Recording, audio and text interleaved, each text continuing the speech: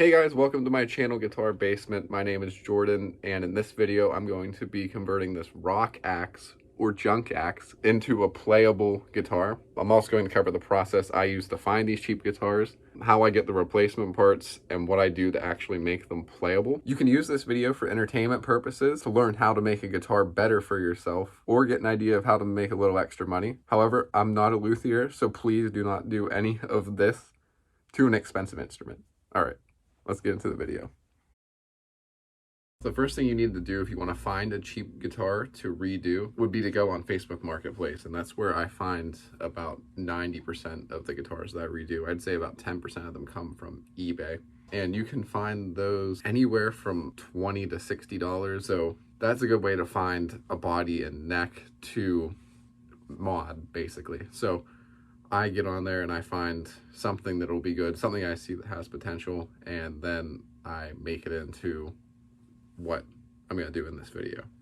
I would recommend going on Reverb and looking for parts that are from an actual higher end guitar or mid-level guitar, because they're going to hold up much better than ordering, like, say, $20 tuning machines off of Amazon. If you're ordering $20 tuning machines off of Amazon, you're most likely not getting good ones, even if the reviews are decent, because I've tried that. They're usually not good. You want to shoot for parts off of a Fender, a Gibson, anything like that.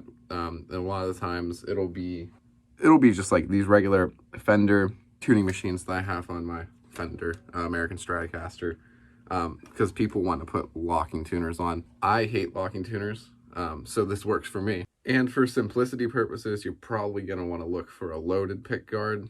So yeah, you just have to be willing to look around and keep your eye out.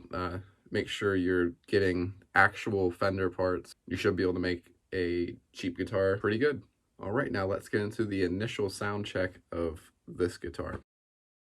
I'm not even gonna bother doing a sound check with this guitar because the bridge pickup and the middle pickup are not working.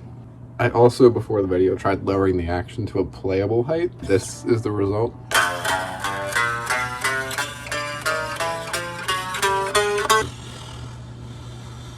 Hear that lovely fret buzz? So I think I'm gonna have to put a shim in the neck, and this is where the part I said that I'm not a luthier comes into play, because I'm gonna use guitar picks.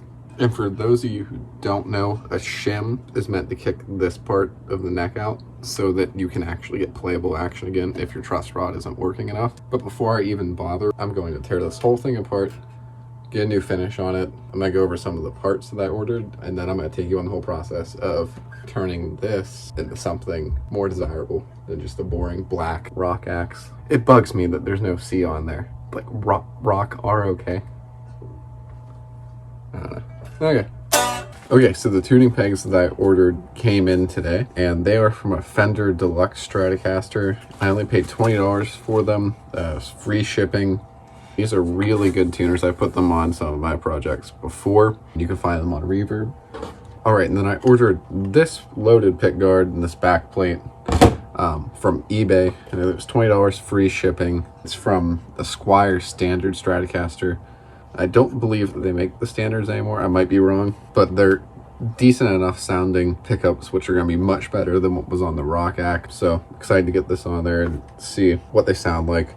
Probably going to change these out for black knobs, or I may leave them. If I leave them, I'm definitely going to do something with these. Maybe I'll soak them in coffee.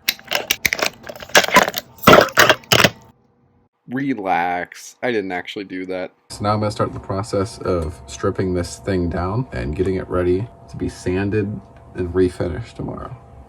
The neck's pretty easy to take off. You just have to take out those 4 screws in the neck plate. Now all these outer screws are removed. That is the same for any Stratocaster style guitar. And your pick guard should just lift right out now. This connects to the back of the bridge for grounding purposes, and then these two go to the input jack. We're just going to clip both of them, and then we're going to toss this pick guard. We got all of these screws out. It's not going to pull out yet because of the tension on the back here. All you have to do to relieve that is remove these 2 screws. Okay, and then these springs will just pop off here once you have this removed. So just pop all the strings off, take this out. This is a very important wire to keep in mind, and we'll be rewiring that. This prevents you from getting electrocuted. So, pretty important. And then there you see the bridge just comes right out. And as you can see, this guitar is just absolutely filthy inside.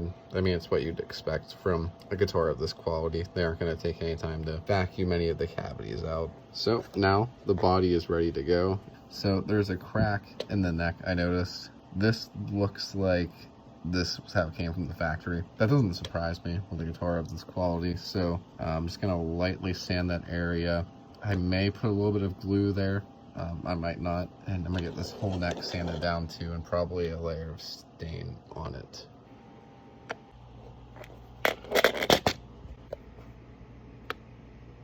Alright, so now the tuners are out, but these did not come out.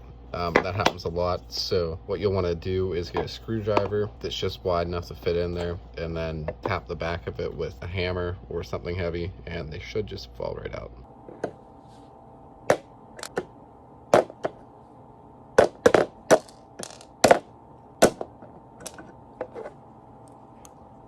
All right, it's the next morning. I'm gonna take both of these outside and get them sanded down with a disc sander, and I guess we'll see how it turns out.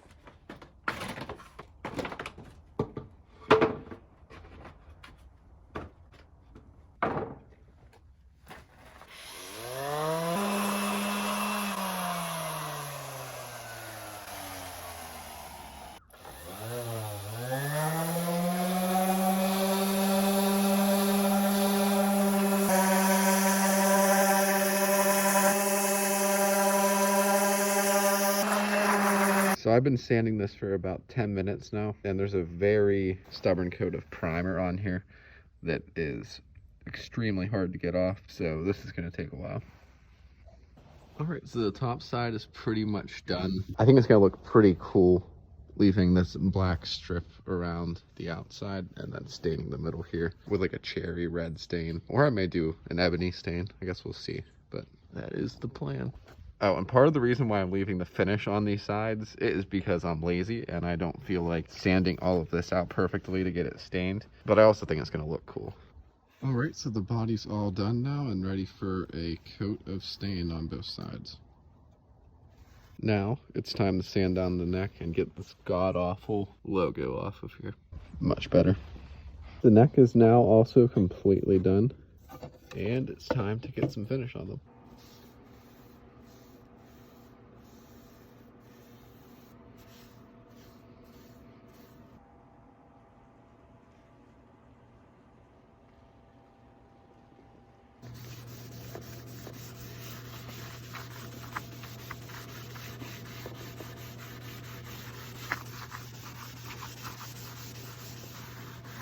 Alright, so I'm getting the guitar laid out, and I'm getting a better idea of what it's going to look like.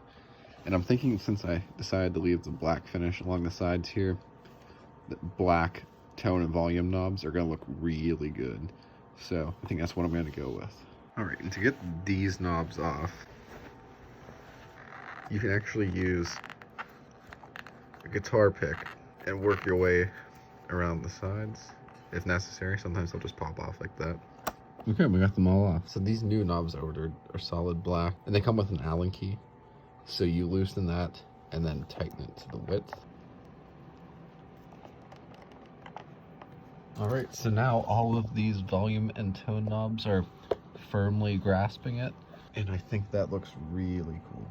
All right, now I'm gonna get the Fender tuning machines on. So I'm gonna take the bushings and bash them back in. Now the Fender tuning machines are on.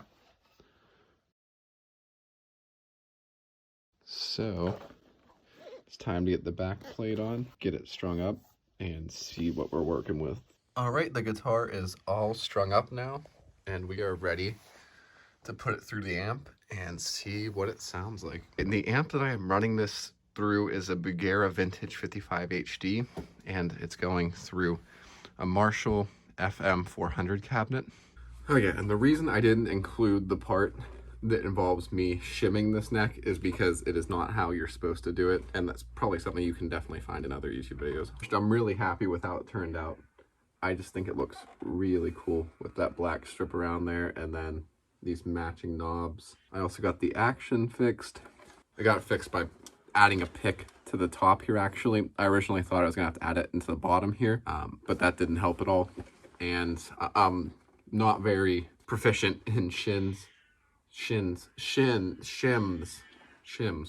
So I'm still learning. Hopefully no one judges me for using a guitar pick. I plan on learning how to actually make shims. This is just a practice run, and I took a cheap guitar, made it good. Now I'm gonna give this to my grandpa who wants to learn how to play guitar. So that's who it'll be going to. And there's just another look at it. Thanks for watching my video, and please like and subscribe if you wish.